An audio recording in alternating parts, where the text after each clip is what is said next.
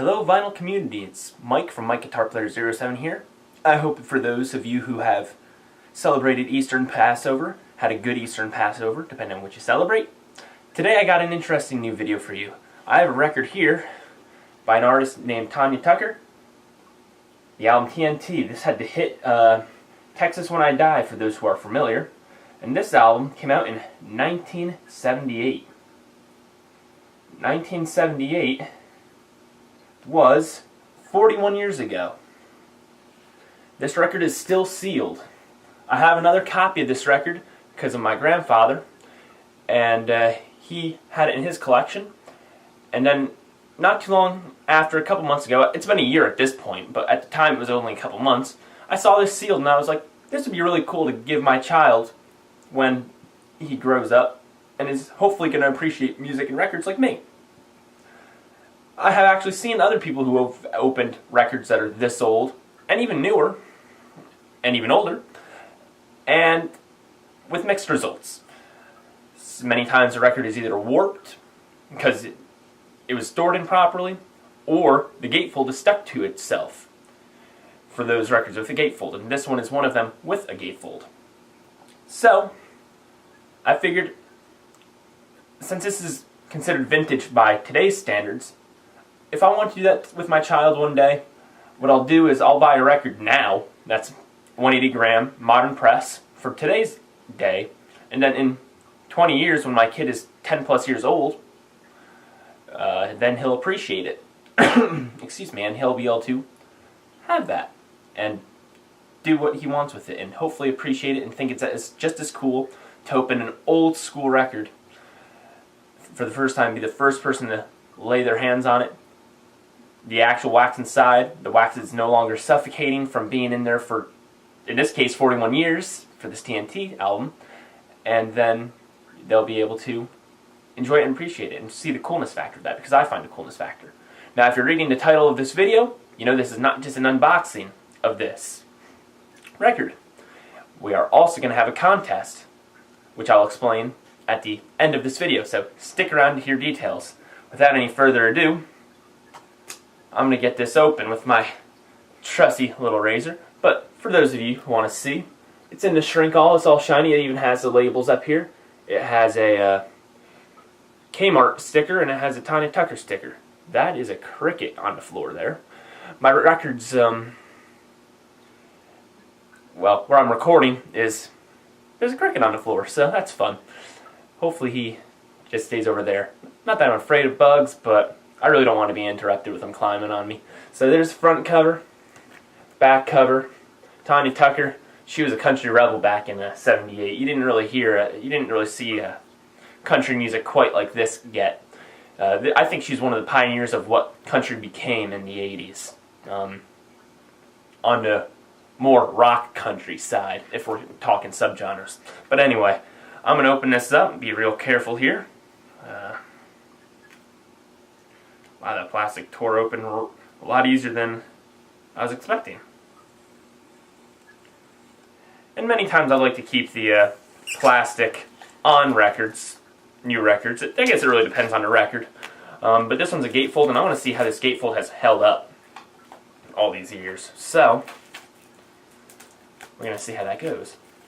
I've noticed the shrink wrap, it could be from heat, from its age, and also how they took care of their shrink wrap back then, but it seems to be a little bit tighter on there than many modern records that I've dealt with. But also, in the 70s when this came out, they might have done it differently. So yeah, it seems like, so this is what it looks like now, out. No more glossiness. Let's see how this gatefold looks. Oh, yes. So this gatefold has no problems, it's not stuck to itself, it's opened properly. It's actually wanting to close on itself because it's been closed for 41 years. So that's what the inside of the gatefold looks like. I should have grabbed my grandfather's copy here. It's right here. I could grab his real fast so I could compare for you. Let's see. Tanya Tucker, TNT. His copy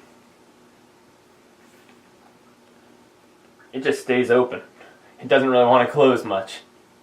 I mean, it does when it's up here like this, but this one it's practically falling on itself. And it doesn't open quite as much. The binding hasn't been snapped. And I'm going to keep it that way, actually. I wonder if that's a printing difference. I wonder. That's something interesting. So you guys, if we look at the bottom of my grandfather's copy here, the bottom, I don't know if you're able to see, there's a little brown dot in that white area by your feet. Well, on this one, there's no brown marking on this one, but there is a little green one on this one. I don't know if the camera's picking that up or not, but that's a little minor difference.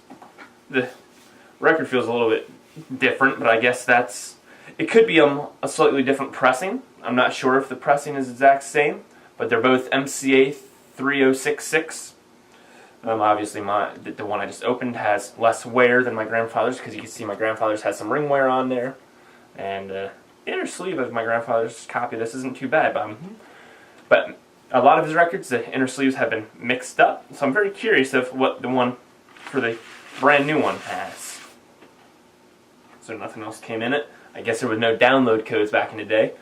So this is what it has an MCA paper sleeve, is what this one came with. My grandfather's, it's actually fun to compare the two. My grandfather's just has a plain sleeve. Don't know if it got mixed up or what, but I know that a handful of my grandfather's inner sleeves were messed up, because when I got his records, Fleetwood Mac's Tusk had the Eagles' The Long Run inner sleeve along with it, so something's got messed up, but that's okay. So let's pull this out for the first time. Looks very clean, very nice, as expected from a brand new record. There's a few pieces of paper dirt, or paper fibers, or whatever you want to call it, from the inner sleeve, as expected. But that's nothing that a dust cloth can't, or a dust brush can't do.